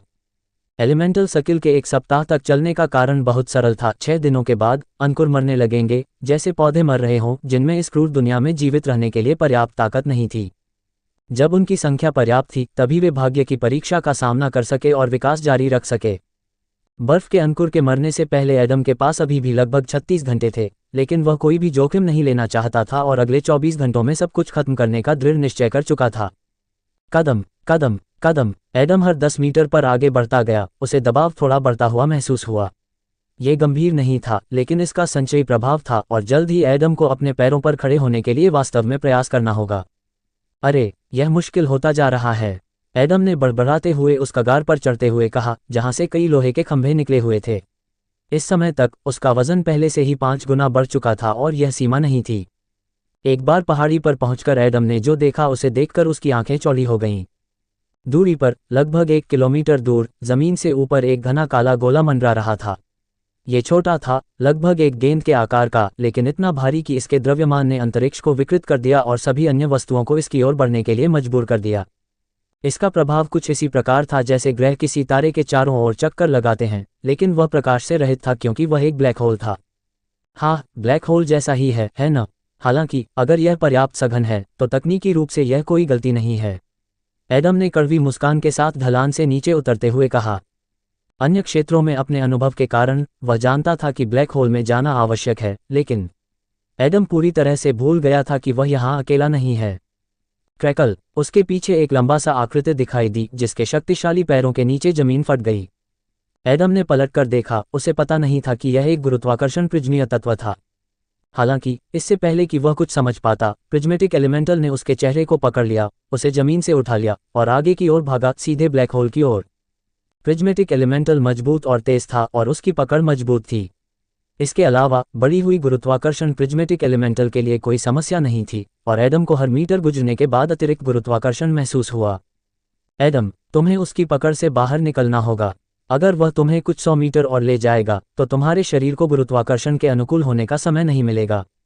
सिल्वाना ने तुरंत कहा, खुद को जोखिम में मत डालो, तुम हमेशा अपनी क्षमताओं का उपयोग कर सकते हो। एडम ने भौहें सिकोड़ लीं, राक्षस की कलाई पकड़ ली और अपनी हथेलियां खुजलाने लगा। प्रिज्मेटिक एलिमेंटल के शरीर पर नुकीले, छोटे नुकीले।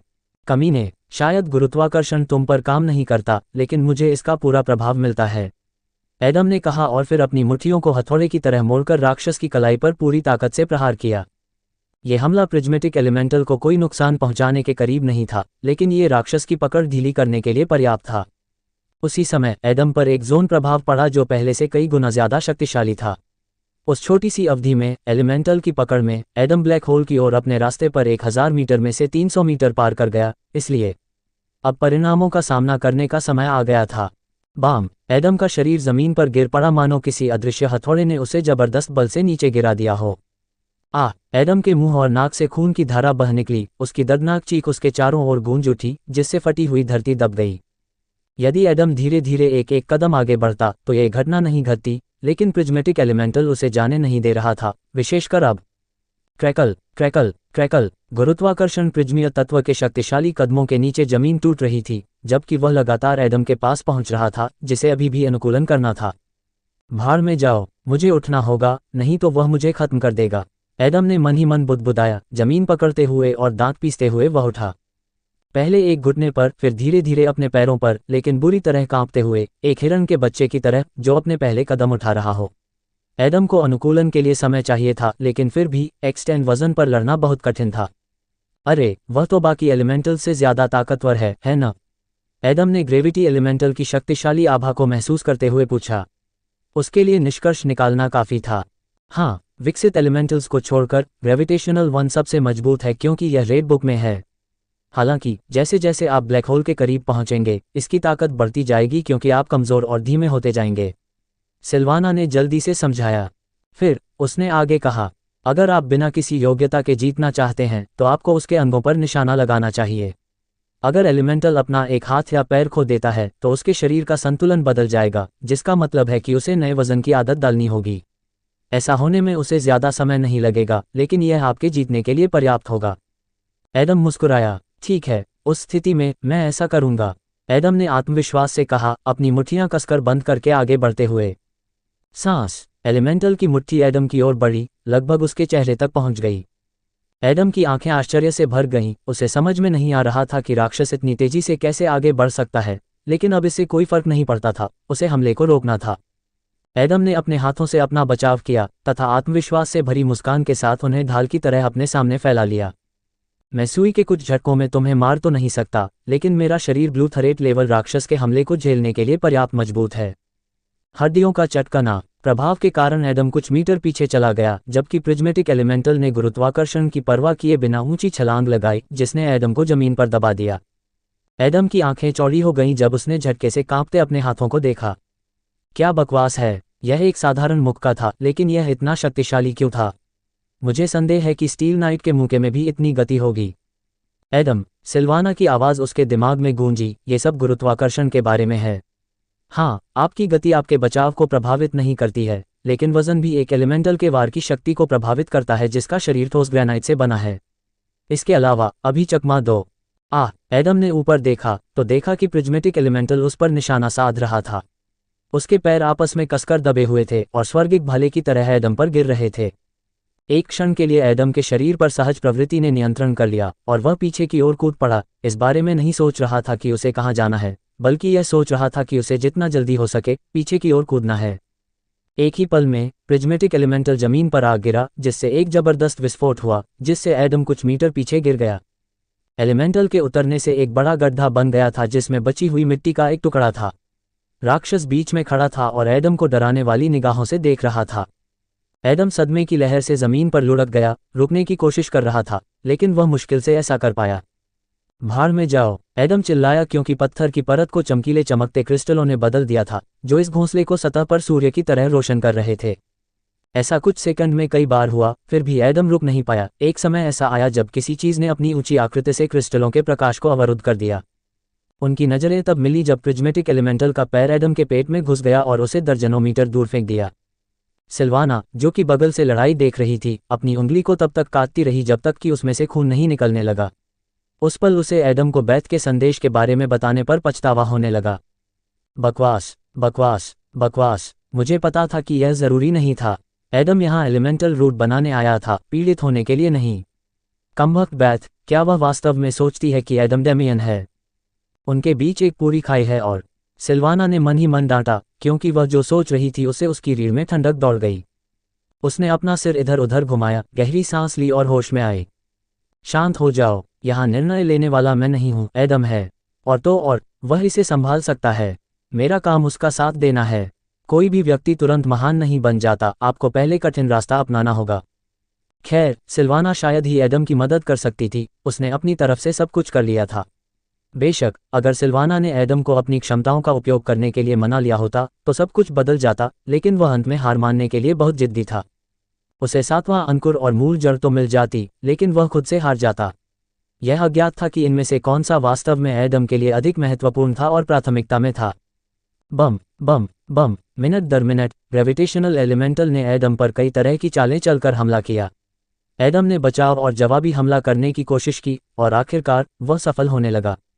हालांकि गुरुत्वाकर्षण तत्व एडम को ब्लैक होल की ओर धकेल रहा था, जहां उसके लिए लड़ना कठिन होता जा रहा था। एडम को नहीं पता था कि उसका मूल वजन पहले से कितना बढ़ गया था, लेकिन वह हर परिस्थिति में लड़ता रहा। उसने खुद को ढाल लिया, लेकिन हर हरकत के साथ दर्द बना रहा, यहाँ तक कि अपना हाथ उठाना और उसे थामना भी एक चुनौती थी। वह तो बस यही चाहता था कि गिर पड़े और इस जगह से चले जाएं, लेकिन वह जानता था कि ऐसा करने से उसकी मृत्यु निश्चित है। होश। एडम और प्रिज्मेटिक एलिमेंटल ने एक साथ हमला किया और एक दूसरे के चेहरे पर मुट्ठियां तान दीं। टक्कर से वे दोनों अलग हो गए और उनकी पीठ जमीन पर आ गई। प्रिज्मेटिक एलिमेंटल जल्दी से उठकर एडम की ओर भागा, लेकिन एडम ऐसा नहीं कर सका। उन्होंने बड़ी मुश्किल से पीछे मुड़कर देखा तो उनके बगल में ब्लैक होल था, केवल 10 मीटर की दूरी पर, जहां गुरुत्वाकर्षण बहुत अधिक था, लगभग अधिकतम। तभी उसकी पीठ में ठंडक दौड़ गई और शरीर में रोंगटे खड़े हो गए। उसे एहसास हुआ कि उसे अपनी उंगली उठाने में भी दिक्कत हो रही है, जमीन से उठना तो दूर की बात है। नहीं एडम, तुम्हें उठना होगा अभी, एडम ने अपने दांत कसते हुए खुद से कहा। उसने अपना हाथ जमीन पर टिका दिया और मुश्किल से खुद को कुछ सेंटीमीटर ऊपर उठा पाया। हालांकि मुख्य समस्या गुरुत्वाकर्षण नहीं थी, बल्कि एक भयानक दर्द था जो उसके पूरे शरीर में फैल रहा था। ऐसा लग रहा था जैसे उसका शरीर फट रहा है और जितना ज्यादा वह प्रतिरोध करता दर्द उतना ही ज्यादा होता। एडम को ये पता नहीं था, लेकिन यह उस व्यक्ति के लिए इस क्षेत्र की परीक्षा थी जो प्रिज्मेटिक एलिमेंटल की तरह गुरुत्वाकर्षण से प्रतिरक्षित नहीं था। उस समय एडम अपनी जिंदगी और अपने लक्ष्य को पाने के लिए संघर्ष कर रहा था। इसके लिए वह कोई भी दर्द सह सकता था। आह! एडम एक जंगली जानवर की तरह दहाड़ा, उसकी आंखें खून से भर गईं और कई नसें फट गईं। उसी क्षण प्रिज्मेटिक एलिमेंटल ने एडम को खत्म करने के लिए हमला करने हेतु अपनी मुट्ठी उठाई। आदम के आंतरिक स्थान में एक बैंगनी चिंगारी प्रकट हुई जिसने 7वें अंकुर को जीवन दिया। तभी उसे एक विस्मृत हल्कापन, साथ ही अविश्वसनीय शक्ति का एहसास हुआ, मानो उसने कई टन वजनी बेड़ियां तोड़ दी हों जो उसकी हर गतिविधि को रोक रही थीं। हाँ, लक्ष्य पूरा करना कितना अच्छा लगता है, भले ही दर्द के साथ। एडम ने हमला शुरू करने से पहले एक खुश मुस्कान के साथ कहा। क्रैकल! एडम की मुट्ठी से प्रिज्मेटिक एलिमेंटल का सिर फट गया और वह टुकड़ों में बिखर गया। विशाल शरीर उसके पैरों पर गिर गया और जमीन में धंस गया। सिल्वाना की आंखें चौड़ी हो गईं। पहले एडम के हमले केवल प्रिज्मेटिक एलिमेंटल को ही खरोंच सकते थे। यह एक अलग ही स्तर था। ठीक है, अब बस सबसे जरूरी चीज बाकी है, एडम ने खून से सनी अपनी मुट्ठी को कसते हुए कहा। एडम ने जमीन के ऊपर शांतिपूर्वक तैरते ब्लैक होल की ओर देखा और हल्का सा मुस्कुराया। वह महसूस कर सकता था कि 7 अंकुर धीरे धीरे एक दूसरे में मिल रहे हैं, लेकिन उन्हें अपने मालिक से थोड़ा धक्का चाहिए था। तुम अभी यह कर सकते हो, अब कोई खतरा नहीं है, सिल्वाना ने शांति से कहा, अपनी भावनाओं पर काबू पाते हुए। हालांकि सिल्वाना स्वभाव से ठंडी और गंभीर थी, लेकिन इस समय वह खुशी से उछलना चाहती थी क्योंकि वह एडम के लिए सचमुच खुश थी। यदि 1 महीने पहले वे एक दूसरे के लिए अजनबी थे जिन्होंने साथ मिलकर काम करने का निर्णय लिया था, तो धीरे धीरे वे अभिन्न भागीदार बन गए। अरे, रिवॉल्व के साथ मैं एसेंस मॉन्स्टर से एसेंस को अवशोषित कर सकता हूं, है ना? एडम ने पूछा। हाँ, लेकिन तुमने यह बात अभी पूछने का फैसला क्यों किया? एडम मुस्कुराया। मैं बस यही सोच रहा था कि अगर मैं इसे आत्मसात करने की कोशिश करूंगा तो क्या होगा। एडम आगे बढ़ा और उसकी आंखें चमक उठीं। उसके बाएं हाथ पर चांदी के धागे फैल गए जो पंजों में बदल गए। फिर उसकी हथेली के नीचे एक सफेद भंवर दिखाई दिया। इससे पहले कि सिल्वाना कुछ समझ पाती, एडम आगे बढ़ा और ब्लैक होल को पकड़ लिया। सिल्वाना की आंखें चौड़ी हो गईं, उसे शर्म आ रही थी। उसे नहीं पता था कि ऐसे मामले में क्या होगा। उसे ये भी नहीं पता था कि रिवॉल्व के साथ ऊर्जा बूंद को अवशोषित करना संभव है या नहीं। हालांकि उस समय एडम को देख रहे किसी व्यक्ति को उस प्रश्न का उत्तर पता था। अच्छा, प्रयोग करने की इच्छा, यह अच्छी बात है। किसी दिन यह उसे बहुत ज्यादा जला देगा, शायद बहुत ज्यादा, लेकिन इसके बिना आप यह नहीं जान सकते कि दूसरों की समझ से परे क्या है। छाया में बैठा आदमी मुस्कुराया। वह एडम के फैसले से स्पष्ट रूप से प्रसन्न था। क्लारा ने भ्रमित भाव से उसकी ओर देखा। घूमना कुछ भी अवशोषित कर सकता है, यहां तक कि साधारण ऊर्जा भी? क्लारा ने अविश्वास में पूछा। हाँ, बिल्कुल नहीं। उस स्थिति में फैंटम के लिए ऊर्जा क्रिस्टल तैयार किए जाएंगे और हम कभी थकेंगे नहीं। शाश्वत हत्या मशीनें, आदमी मुस्कुराया। फिर उन्होंने आगे कहा, रिवॉल्व केवल उन चीजों को ही अवशोषित कर सकता है जो जीन से संबंधित हैं, लेकिन इसका मतलब केवल जीन ही नहीं है। जैसा कि आप जानते हैं, एसेंस भी उस श्रेणी में आता है क्योंकि यह राक्षस का हिस्सा बन जाता है और इसलिए जीन से जुड़ा होता है। क्लारा ने भौहें सिकोड़ी। उस स्थिति में वह अब बेकार में जोखिम उठा रहा है। गुरुत्वाकर्षण क्षेत्र में एक ब्लैक होल खतरनाक है। अगर वह कोई गलती करता है या उसके पास बल की कमी है तो विस्फोटक शक्ति उसके हाथ को मांस के टुकड़ों में फाड़ देगी। क्लारा ने गंभीरता से कहा। उसने अपने जीवन में बहुत सारी मौतें और भयानक चोटें देखी थीं, आम इंसानों और प्रेतों दोनों की। वह आदमी हाथ हिलाकर अपनी कुर्सी से उठा और बाहर की ओर चला गया। सामान्य तौर पर यह समझ में नहीं आता, लेकिन ये देखते हुए कि वह अभी एलिमेंटल रूट बना रहा है, इसका असर होगा। वह मजबूत नहीं होगा, लेकिन इस तरह से वह प्रक्रिया को नियंत्रित कर रहा है। खैर, मैं चला गया। यहाँ देखने के लिए और कुछ नहीं है। इससे पहले कि क्लारा कुछ कह पाती, वह आदमी कई चॉकलेट बार के रैपर छोड़कर गायब हो गया। टस्क, क्या मुझे फिर से उसके बाद सफाई करनी होगी? मुझे यकीन है कि वह ऐसा जानबूझकर करता है जब आसपास कोई नहीं होता। क्लारा ने भौहें सिकुड़ी, लेकिन जल्द ही उसके चेहरे पर हल्की मुस्कान आ गई। दूसरे या पहले रिंग में रहने वाले लोगों के साथ साथ बेस्टियन के केंद्रों में रहने वाले लोगों में से कुछ ने फैंटम के काम को कम करके आंका।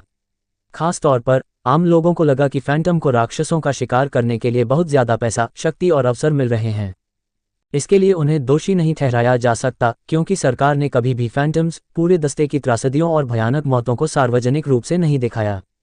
ये जानकारी गोपनीय नहीं थी, कोई भी चाहे तो इसे प्राप्त कर सकता था, लेकिन लोग खोजना पसंद नहीं करते थे। उन्हें जो दिखाया जाता था उस पर चर्चा करना पसंद करते थे। हालांकि सेना के पास ये सुविधा नहीं थी। हार्वेस्टर्स के बाद वे सबसे अच्छी तरह जानते थे कि डेडलैंड्स में क्या चल रहा था, और अक्सर वे खुद भी इसके शिकार होते थे। इस प्रकार आम आदमी जितना फैंटम के काम के करीब था, उतना ही वह उनके काम का सम्मान करता था। सेना और हार्वेस्टर्स फैंटम के प्रति सबसे अधिक वफादार और समर्पित थे। वे उनके लिए कुछ भी करने को तैयार थे, क्योंकि उन्हें एहसास था कि फैंटम ही उनका भविष्य और उम्मीद थे। ... कांपना, कांपना, कांपना। ब्लैक होल कांपने लगा। धीरे धीरे एडम के चांदी के पंजे नष्ट हो गए। हालांकि वह पीछे हटने वाला नहीं था, क्योंकि वह यह जानना चाहता था कि जब उसका रिवॉल्व ब्लैक होल को निगल जाएगा तो क्या होगा। आओ, बस थोड़ा और। एडम ने भौहें सिकोड़ते हुए ब्लैक होल को और कस दिया, जिससे वह स्वयं और वह काली वस्तु दोनों ही क्षतिग्रस्त हो गए, जो चारों ओर से दबाव के कारण विकृत होने लगी थी। जल्द ही एक सफेद भंवर ने ब्रह्मांडीय फनल की तरह ब्लैक होल को अपने अंदर खींचना शुरू कर दिया। एडम की आंखें चमक उठीं। उसने देखा कि उसका विचार सफलतापूर्वक पूरा हो गया। हालांकि उन्हें अभी तक ये नहीं पता था कि यह कितनी बड़ी गलती थी, क्योंकि एक बात यह थी कि यह एक अप्रिय प्रक्रिया थी। वोश! ब्लैक होल एडम के आंतरिक स्थान में समाप्त हो गया। सैद्धांतिक रूप से रिवॉल्व जो कुछ भी अवशोषित करने में सक्षम था, वह यहाँ गिर सकता था, लेकिन यह एडम नहीं था जिसने तय किया कि अंदर क्या हो सकता है। ये कुछ और था। जब बैंगनी तरल पदार्थ तारों के बीच आंतरिक अंतरिक्ष में बह रहा था, एक नए घर की तलाश में, विकास वृक्ष कांपने लगा। फिर अंतरिक्ष में नई वस्तु का विश्लेषण करने के बाद एवोल्यूशन ट्री चमक उठा, जिससे बैंगनी तरल पदार्थ दूर चला गया। उसी क्षण एडम की आंखें चौड़ी हो गईं और उसके पूरे शरीर में शक्तिशाली दर्द के बिंदु फैल गए। उसे एक भयानक दर्द महसूस हुआ, हर जगह एक साथ, जबकि बैंगनी तरल उसके शरीर से निकल रहा था, उसकी आंखों, नाक और कानों से। एडम पीड़ा से चिल्ला उठा। अब तक उसके साथ इससे अधिक दर्दनाक घटना कभी नहीं घटी थी। अगर गुरुत्वाकर्षण उसे बाहर से दबा रहा था, तो अब अंदर से भी कुछ ऐसा ही था। दर्द बमुश्किल बर्दाश्त किया जा सकता था, और सबसे बुरी बात यह थी कि एडम को इसका कारण नहीं पता था।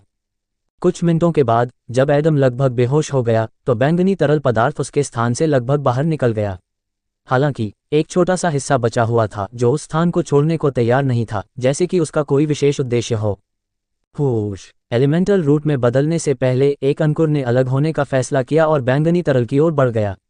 यह एक गुरुत्वाकर्षण अंकुर था, एडम के लिए आखिरी और सबसे कठिन। अंकुर बैंगनी तरल के चारों ओर बेल की तरह घूमता रहा, सक्रिय रूप से इसे अवशोषित करता रहा और थोड़ा बड़ा होता गया। साथ ही सातवें अंकुर में अब अन्य की तरह एक के बजाय 3 पत्तियां थीं। क्या बकवास है! क्या हो रहा है? एडम ने बड़बड़ाते हुए कहा, जबकि उसके मुंह के कोनों से खून की धार बह रही थी। फिर एडम की मदद के बिना 7 अंकुर एक में विलीन होने लगे और मौलिक जड़ बन गए। एडम की आंखें चमक उठीं और अस्थायी रूप से उनका रंग 7 बार बदल गया। नीला, नीला, हरा, भूरा, बैंगनी, लाल और बैंगनी।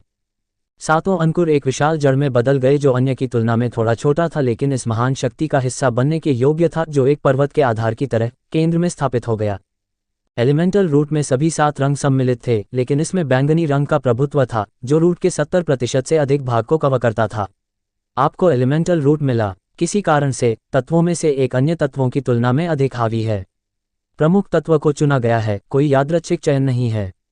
अपनी नई शक्ति के प्रभावों को समझने के लिए एलिमेंटल रूट को स्पर्श करें। अच्छा, एडम ने सोने से पहले हल्की मुस्कान के साथ कहा।